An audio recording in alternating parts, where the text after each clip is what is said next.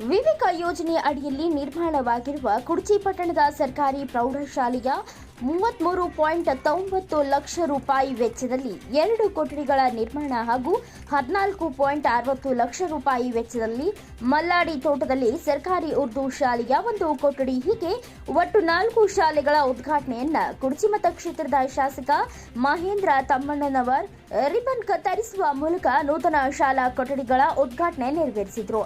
ಕ್ಷೇತ್ರ ಶಿಕ್ಷಣಾಧಿಕಾರಿ ಬಸವರಾಜಪ್ಪ ಅವರು ಸರಸ್ವತಿಯ ಭಾವಚಿತ್ರಕ್ಕೆ ವಿಶೇಷ ಪೂಜೆ ಮಾಡುವ ಮೂಲಕ ಕೊಠಡಿಗಳ ಉದ್ಘಾಟನೆಯನ್ನ ನೆರವೇರಿಸಿದರು. ಈ ಒಂದು ಸಂದರ್ಭದಲ್ಲಿ ಕ್ಷೇತ್ರ ಶಿಕ್ಷಣಾಧಿಕಾರಿ ಬಸವರಾಜಪ್ಪ ಎಂ ಕುಡ್ಚಿ, ಮಂಡಳ ಬ್ಲಾಕ್ ಕಾಂಗ್ರೆಸ್ ಅಧ್ಯಕ್ಷ ಪ್ರದೀಪ್ ಪಾಲ್ಗುಣಿ, ಸಿಆರ್ಪಿ ಬಿಆರ್ಸಿಗಳು, ಶಿಕ್ಷಕರು, ಶಿಕ್ಷಕಿಯರು, ಮುದ್ದು ಮಕ್ಕಳು ಹಾಗೂ ಶಾಸಕ ಮಹೇಂದ್ರ ತಮ್ಮಣ್ಣನವರ್ ಅಭಿಮಾನಿಗಳು ಸೇರಿದಂತೆ ಅಪಾರ ಪ್ರಮಾಣದ ಜನರು ಭಾಗಿಯಾಗಿದ್ದರು.